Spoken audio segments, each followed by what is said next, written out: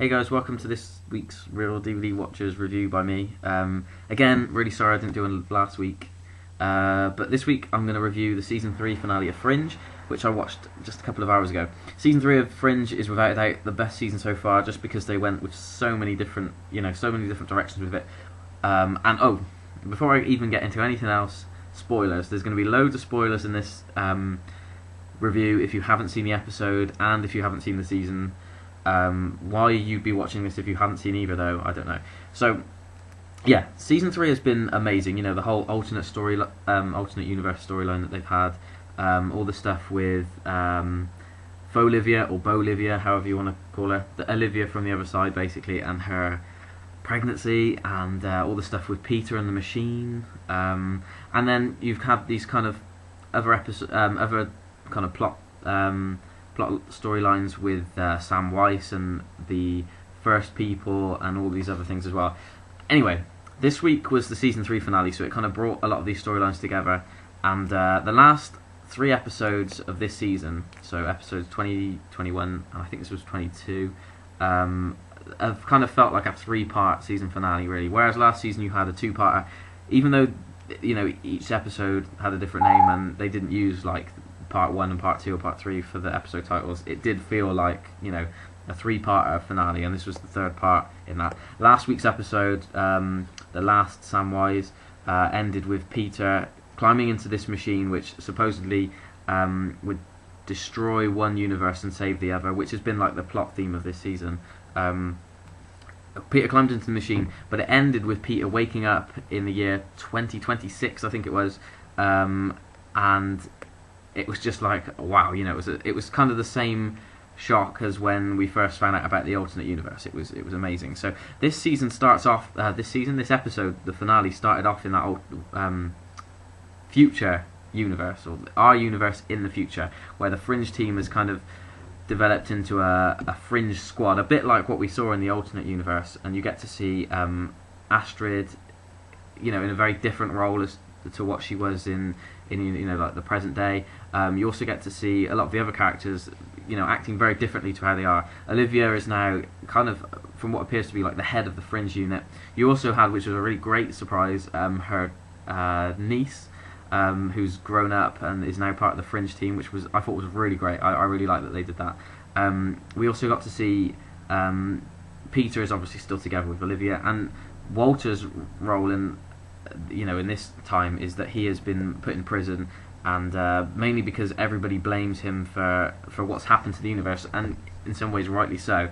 But it kind of felt to me anyway that you know, they were left with no choice but to put him in prison, even though there's no kind of hatred for him from, you know, the main characters that we know, like Peter and Olivia. It's kind of like they were forced to do it. They had no other choice than to put him into prison. Agent Broyles, or Philip Broyles, whatever you want to call him, is now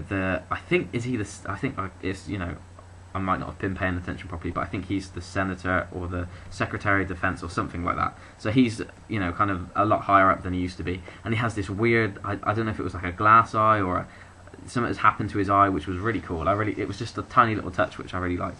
There was also something strange about Walter. When I watched the previews for this, or the promos for this episode, a lot of people had commented saying that it looked as though Walter was only talking from one side of his mouth. And if you watch it carefully, I think either his left or his right side, I'm not sure which it is, it does look like he is talking from one side, and his arm appears to be, you know, he can't use his arm properly. So whether at some point, you know, prior to this future thing, something happened and maybe Walter had a stroke or something, I don't know. It was a really interesting touch, and it kind of makes me want to find out more about what's happened to these characters between now and then. Also, Walter somehow managed to make his way into our universe in the future, and, you know, holds a lot of hatred for Peter for destroying their universe. And all this kind of stuff happens. There's terrorist attacks, and you see Peter kind of dealing with all these different things, and Walter helps out, and it kind of, you know, they kind of go back into their own roles that we expect them to. But then we flash back to the present day, where Peter manages to regain control of the machine, and we find out that that Walter was the one that sent the machine back in time, and that was they kind of come up with a plan in the future to send the machine back in time for Peter to use in the present day, if that makes any sense. Sorry, again, if you're watching this without seeing the episode, what I'm saying will probably make no sense at all. If you're watching it and you did see the episode and it doesn't make sense what I'm saying, I'm really sorry again. But it was quite confusing. And then the actual episode ended with the two universes combining in this kind of planning room, and they, I guess, have to decide how to mend the future, or the present. But then the observers appears right at the end and says that Peter no longer exists, and we see him disappear. And that was just like, what's going on? Peter doesn't exist anymore, and that was strange. That did make me kind of sit there after the episode had finished, kind of with my mouth open, not really understanding what just happened, because Peter now no longer exists, which is really strange, and I'm not sure how they're going to like fix that, or if they're going to bring Peter back, or what's going to happen. I can't wait basically until season 4. It's going to be a really long wait until that season premiere comes around, but I guess that's the main thing about a season finale. A season finale should leave you wanting more, and this one definitely did. The last 3 episodes on the whole, particularly the first episode, felt a bit slow. Last week's episode kind of picked the pace up a bit, and this episode was good. The pacing was great. There were some times when it felt a bit slow. It wasn't massively action heavy compared to last season's finale, which I kind of prefer a tiny little bit more, just because it was awesome. You know, the whole alternate universe thing was really good, and I'm not saying that this future storyline wasn't as good. I mean, this finale was just a tiny little bit not quite as good as the season 2 finale, but it was still amazing. It was still really good. I really enjoyed seeing the future the future 2026 timeline, or whatever you want to call it. And I've read a couple of theories since watching the episode, and some people think that maybe we will get next season a kind of parallel thing, like we did this season with the alternate timeline and the present day.